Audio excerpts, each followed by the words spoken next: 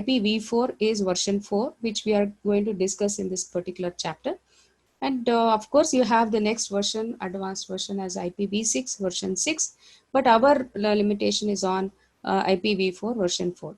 So IPv4 address is a 32-bit address, and which is uniquely and universally defines the connection of a host to a network through the router. So IP address is very, very important if you want to access the internet. And this is a unique address which is provided for each of the host machine. So all the IPv4 address defines the addresses which occupy the address space. So address space is nothing but the total number of addresses supported by the IP or the internet protocol address or the internet address. And in this case, 32-bit address, IPv4 supports or uses 32-bit address. That means the address space consists of 2 to the power of 32, which means more than 4 billion addresses can be used under IPv4. But there are so many other restrictions where all these 4 billion devices cannot be connected to the internet at the same time. And that's the limitation. You cannot have, because of the availability of 4 billion and odd addresses under IPv4, it doesn't mean that 4 billion devices can be connected to the internet, because there are a lot of other restrictions which has to be followed by the IPv4 format. There are 3 different notations which are used in IPv4. So one is called as the binary. As you can see that the IPv4 addresses contains 32 bits. That means it has 4 parts. Each is 8 into 4, 32. So you can represent in the binary format like this, first figure, or you can convert that into decimal, and each byte is supported by what is called as dots, and that becomes a dotted decimal notation.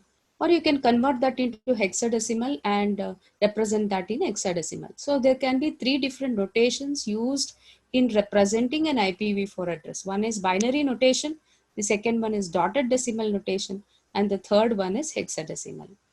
So dotted decimal is base 256, hexadecimal means it is base 16, and 32-bit address is the IPv4 address format. It has 8 hexadecimal digits if you count, and each hexadecimal digit is 4 bits. So that's how you can form an hexadecimal way of notation. So like any addressing method, there are the IPv4 addresses also follows hierarchy in addressing. So the address, the total 32-bit address is divided into 2 parts. One is called the prefix, the other one is called as the suffix. So the n bits represents the prefix, and the 32 minus n bits represents the suffix. What do you mean by prefix? It defines the network, and suffix actually defines the connection to the node, the address given to the host machine, which is connected to which is a node in the part of the network. So first part is prefix, and it may be fixed or variable length depending on the type of classification of addresses, whether it is classful or classless. And second part is the very important suffix, which defines the node. So I will just give an introduction to IPv4. Now I'll come back to the class addresses types later on. So I will proceed with the next topic, which is called as DHCP. I just gave this as an introduction because you should know what is the meaning of IPv4 addresses, which is 32-bit, and it is divided into 4 parts, and it can hello? Hello? Amen. So I will directly come to DHCP. So I will cover the IPv4 addresses later. I just wanted to give an introduction to the IP address and IPv4 as especially as per your syllabus version 4, which contains 32 bits.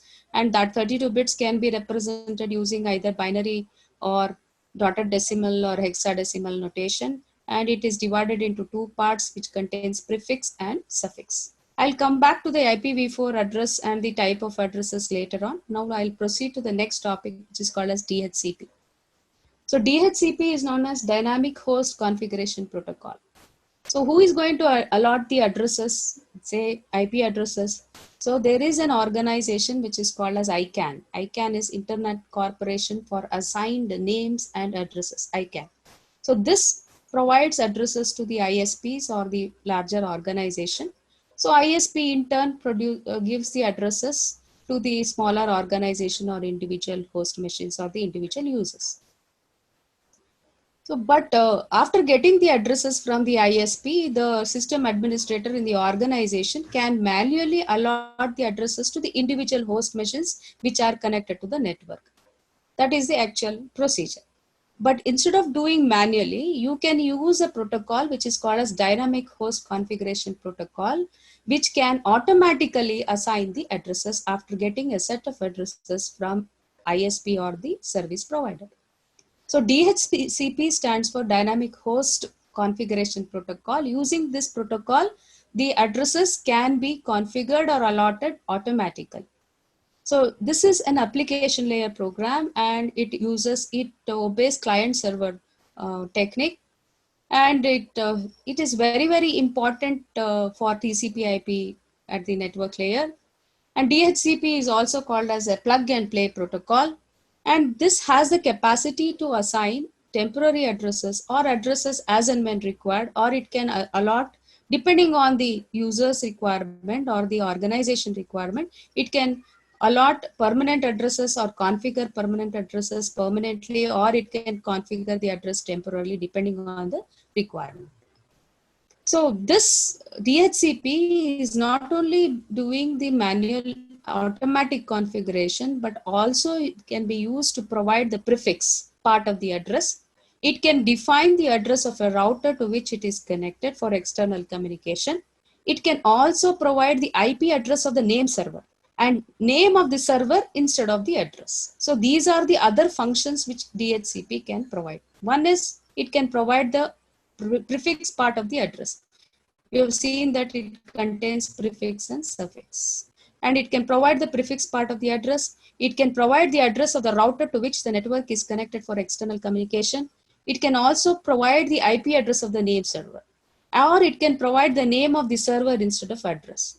The last part is very important because, see, it's highly impossible to remember the IP addresses of all the servers to which you are accessing the internet. For example, if you're using a, say, let's say Gmail server or Google or Yahoo, you identify by name as Yahoo, Google, etc., rather than the IP address. But for internal communication, or actually for all practical purposes, IP address is one which is used for communicating inside the network. But instead of remembering the IP address, you can remember names. So if you give the name, it will give you the IP address, vice versa. If you give the IP address, it can give you the name of the server to which you are accessing. So that is the job of, and one of the jobs of the DHCP, which is called as Dynamic Host Configuration Protocol.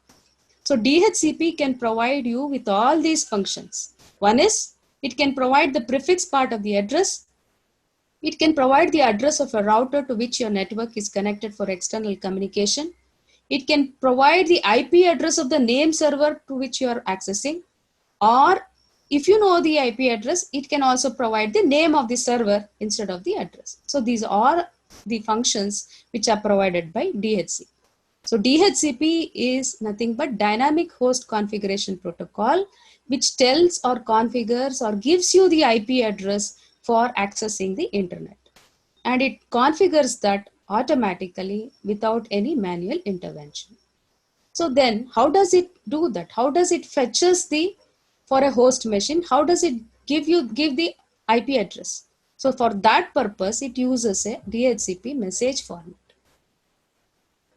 So a DHCP message format looks like this. So the first field is called as opcode, which tells, see, we said it's a client server, it uses a client server platform. That means a client has to request something to the server, server in response has to give the reply. So the DHCP message format, in the first portion, it tells whether your message format is a request or a reply.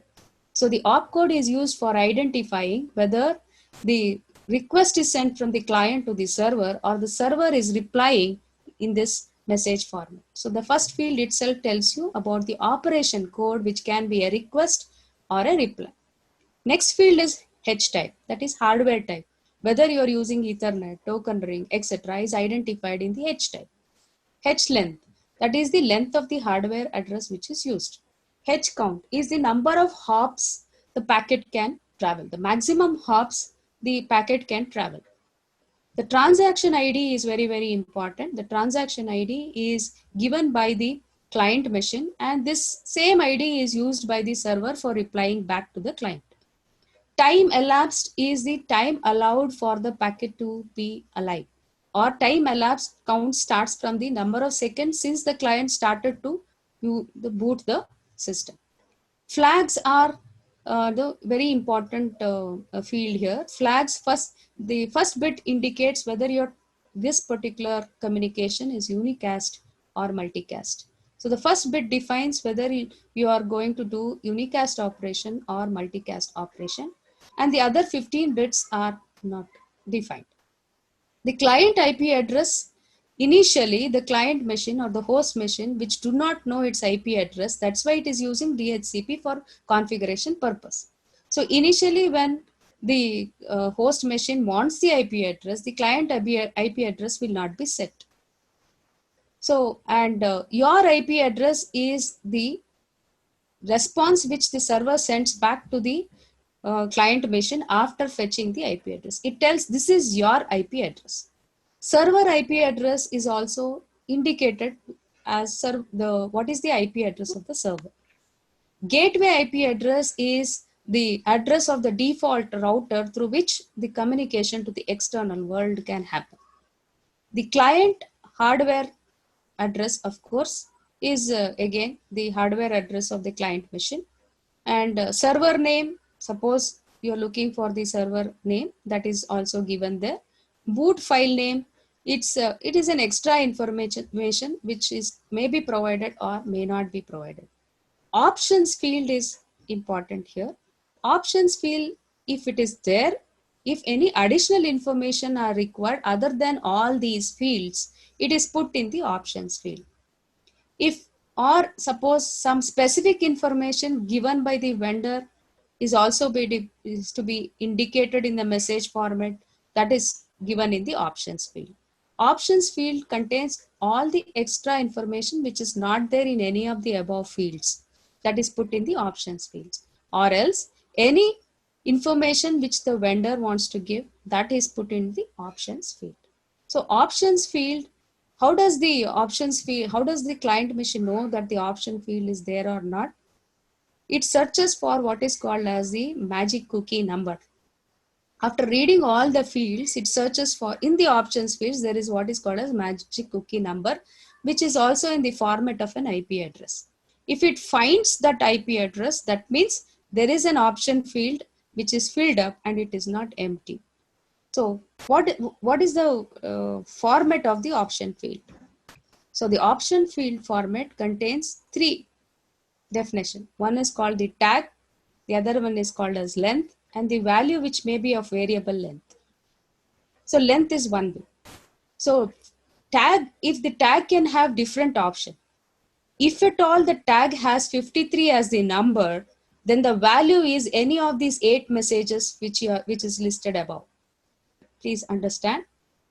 In the tag, after finding that a magic cookie number, which is in the form of an IP address, if it recognizes that, then the client knows that there is some information available in the options field. Once it finds that the options field has some contents, then it looks for these three fields. So the three fields in the option format are tag, length, and value. Value is of variable length. If the tag value is 53, then tag can have any values. If at all the tag has 53 as its value, then the value field represents any of these 8 messages. Which are the 8 messages? It can be a DHCP discover, offer, request, acknowledgement, negative acknowledgement, etc. These are the 8 messages if at all the tag field is 53. Okay. So that's how the option field is very, very useful. Now let's come to the operation of DHCP. So what we discuss now is DHCP message format. So that's very important to, because it's a client server approach, it has to follow a certain standard format. That is what is called as DHCP message format, which is required for both request as well as response. So let's take, these are the three important operations of a DHCP. DHCP, as you know, it is a dynamic host configuration protocol which tells how to fetch the IP address of the client machine and configure that. So who is going to give the IP address here? The IP addresses is requested by all the servers. The servers are giving the IP addresses using the DHCP here. So for that, if at all the client wants to know IP address, let us take an example where the client does not know the IP address. That is why it is using DHCP. And DHCP request for IP address to the server using message format. So the message type which is used under the operation of DHCP to fetch the IP address is called as DHCP discover. It has to discover the IP address from the set of servers. So the transaction ID is filled up by the client machine as 1001 in this case. Least time, it does not know how much time it can use this IP address, because initially the client does not know its IP address itself. It doesn't know anything else except for transaction ID. So the transaction ID is given by the client machine and it sends this message which is called as the DHCP discover. I want to discover the IP addresses from the set of servers. Any servers can give the IP address from the which are part of the internet. So all other fields are empty here. If you see least time, client address, your address, server address, everything is empty, except that source port is 68, destination port 67. This DHCP discover message format, it is encapsulated in a UDP, user datagram protocol. That UDP in turn is encapsulated in an IP datagram format before sending it to server. That is why it uses two port addresses, 68 and 67, which are part of the UDP port address. And source address is 0.0.0.00. That is, no, it doesn't, it is referring to the default address. Destination address is 255.255.255.255. All ones means it is a broadcast address. Why it should be all ones, that is 255.255.255.255. Reason is that the client machine is looking for IP addresses from any of the servers which are part of the internet.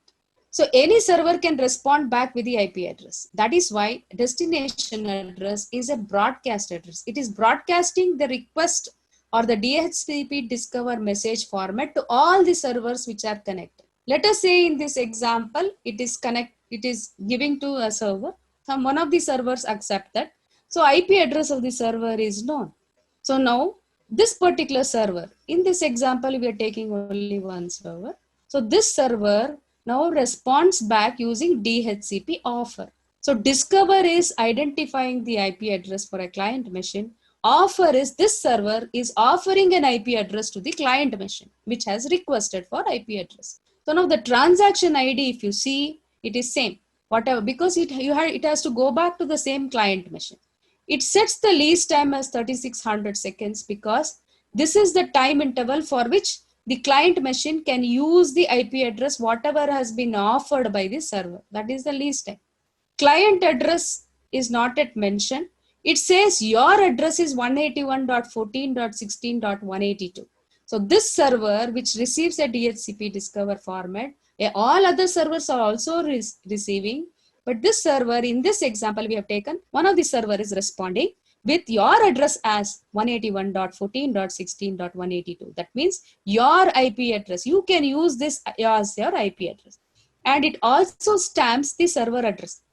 That's its own IP address, 181.14.16.170, and uses the port address because again this message format is encapsulated in a UDP datagram, and UDP datagram is encapsulated in an IP datagram and sent.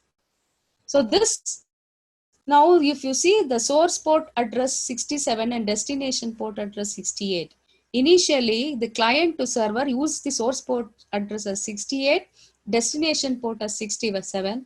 Now server is sending back to the client and hence source port address becomes 67 and destination port becomes 68. And source address is 181.141.16.170.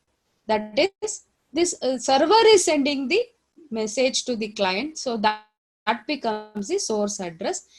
Destination address is again, whenever DHCP is using this message format for communication, the destination address is always broadcast address, because all of the servers have to hear that I am going to offer this address. So that is why it's a broadcast address which is heard by all other servers which are connected. So now DHCP offer is sending your IP address to the client machine. That means the client IP address is known after DHCP offer is received by the client.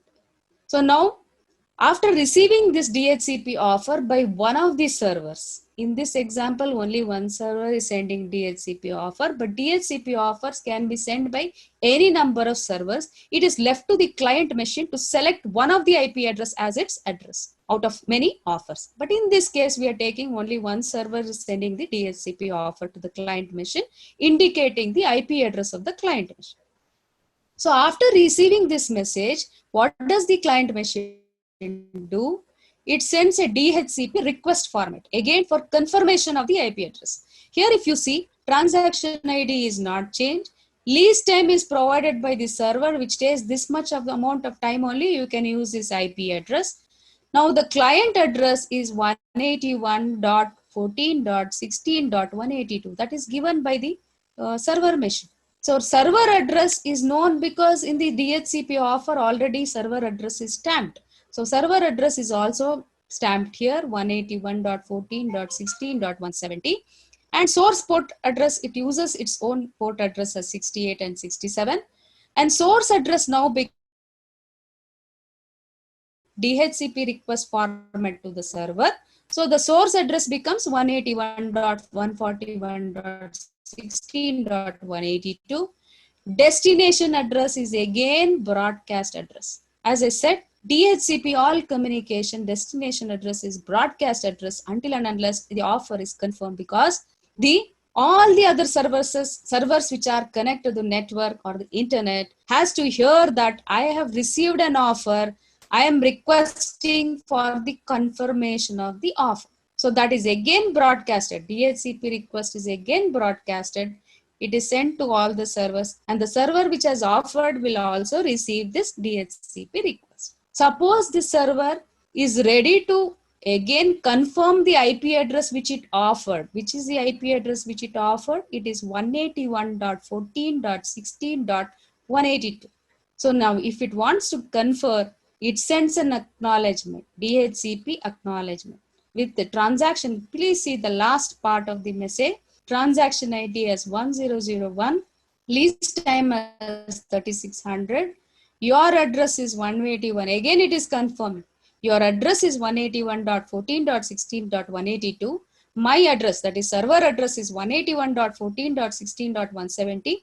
I am using the source port as 67, and then the destination port is the same thing. Source address is 181.141.16.170, which is the server IP address, and destination address is again broadcasted to say that I am confirming this IP address for the client. So I am accepting the client request, and I have given the client this IP address. This DHCP acknowledgement is a confirmation to all other servers. That is why the destination address is again the broadcast address. By broadcasting, the server which has offered the IP address to the client is again confirming that I have already offered this IP address to the client machine. So that now the client machine has an IP address for further communication. Suppose the server which has offered the IP address during all these transactions is not able to provide or confirm the IP address which it has provided during DHCP offer. It sends a negative acknowledgement to the client machine, and the client machine has to start the process again by sending the DHCP discover. If it is confirming the IP address, then it sends an acknowledgement. Suppose during this transaction of DHCP discover, DHCP offer, DHCP request, if the server has is not in a position to allot the same IP address which it had allotted during DHCP offer, it can send a DHCP negative acknowledgement instead of acknowledgement. Then it sends a DHCP NAC telling that I cannot give that IP address. So in that case, the client machine has to start the process again using DHCP discover forward. So this is the operation of the DHCP. Using DHCP, that is how a client machine gets an IP address from the server. This is what is DHCP's importance of DHCP. I hope all of you understood that the entire operation DHCP message is encapsulated in a UDP, and that UDP is part of the IP datagram. So that is why you use the port address very specifically.